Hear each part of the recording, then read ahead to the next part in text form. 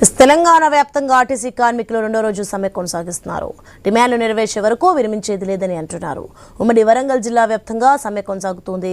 ప్రయాణికులకు ఇబ్బందులు లేకుండా ఆర్టీసీ అధికారులు ప్రత్యామ్నాయ మార్గాల ద్వారా బస్సులను నడుపుతున్నారు. మరింత సమాచారం మా వరంగల్ ప్రతినిధి ప్రశాంత్ అందిస్తారు.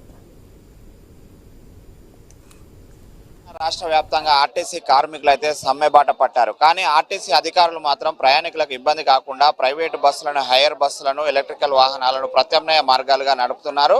కానీ ఆర్టీసీ కండక్టర్లు, డ్రైవర్లు మాత్రం మేము సమ్మె బాటలోనే ఉన్నామంటూ కూడా వరంగల్ 2 డిపో, 1 డిపో, లోకల్ డిపోకి సంబంధించి అందరూ కండక్టర్లు, డ్రైవర్లు అంతా కూడా భీష్మించి కూర్చున్నారు. ప్రస్తుతం మనం చూస్తున్నాము ఇక్కడ ఆర్టీసీ బస్టాండ్, హన్మకొండ బస్టాండ్ ఆవరణలో భీష్మించి కూర్చున్నారు. ఇటు ప్రభుత్వం దిగివచ్చి తమ యొక్క 32 డిమాండ్లను ప్రత్యేకంగా నెరవేర్చే వరకు కూడా మేము మా యొక్క సమ్మెను కొనసాగిస్తామంటూ కూడా కూర్చున్నారు. ఇక్కడ కొంతమంది కార్మికులు ఉన్నారు, వాళ్ళతో మాట్లాడించే ప్రయత్నం చేద్దాము. ఇటు ఆర్టీసీ పంతానికి పోయి ఇటు కార్మికుల జీవితాలతో చెలగాటం ఆడుతుందంటూ కూడా వాళ్ళు నినాదాలు చేస్తున్నారు. ఇక్కడ కొంతమంది కార్మికులు ఉన్నారు, వాళ్ళతో మాట్లాడిద్దాం. చెప్పండి అమ్మా, ఏం డిమాండ్లు ఉన్నాయి? రెండో రోజు మీరేమో సమ్మె చేస్తున్నారు, మరోవైపు ఏమో అధికారులు ప్రైవేట్ వాహనాలను నడుపుతున్నారు, దాన్ని ఎలా చూస్తున్నారు?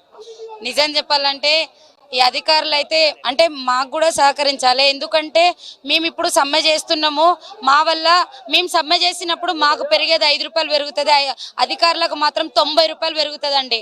కాకపోతే ఇక్కడ మమ్మల్ని దోషులు చేస్తారు, కానీ అక్కడ మాత్రం బాగుపడేది మాత్రం అధికారులేనండి. ఇది నిజము. కాకపోతే ఇప్పుడు సమ్మె చేసినంత మాత్రాన వాళ్ళు కొన్ని బస్సులు ఆపరేట్ చేస్తారు కావచ్చు, మేము 100% ఫుల్ఫిల్ చేసినప్పుడే ఈ మహాలక్ష్మి స్కీమ్లో సక్సెస్ కాలేదు. అంటే ఇంకా ప్యాసింజర్లను మిగులు ఉండేవాళ్ళు, బస్సులు ఫుల్ అయిపోయి చాలా కష్టాలు పడేవాళ్ళు. అలాంటిది మేము ఇంతమంది 38,000 మంది సమ్మెలో ఉన్నప్పుడు బస్సులు నడిపిస్తే మాత్రం వాళ్ళకు చాలకుండా వాళ్ళ ప్రాణాలతో చెలగటం. ఇప్పుడు తీసుకొచ్చిన డ్రైవర్లు అండి, వాళ్ళు రోడ్డు మీద వాళ్ళు అంటే మామూలుగా వాళ్ళకి ప్రైవేటు అడ్డ మీద చేసినట్టు తీసుకొస్తున్నారండి.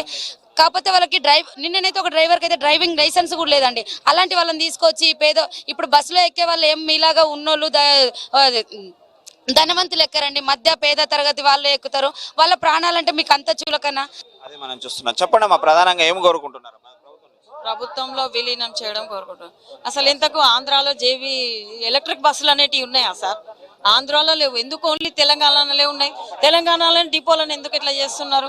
ఆంధ్రాలో జగన్మోహన్ రెడ్డి చేశారు, వాళ్ళు ఒక్క బస్సును కూడా ఇంతవరకు వాళ్ళ స్ట్రైక్ అనే పదమే లేదు. తెలంగాణ వచ్చిన కానించి మాకే స్ట్రైకు వాళ్ళని ఒక్కటేసారి గతం మా నుంచి విడిపోయినారు, వాళ్ళు ప్రభుత్వంలో విలీనం చేసుకున్నారు, వాళ్ళు గవర్నమెంట్ నౌకరులాగా తీసుకుంటున్నారు. కానీ మేము ఎన్నిసార్లు స్ట్రైక్ చేసినా కూడా ఒక నాయకుని కూడా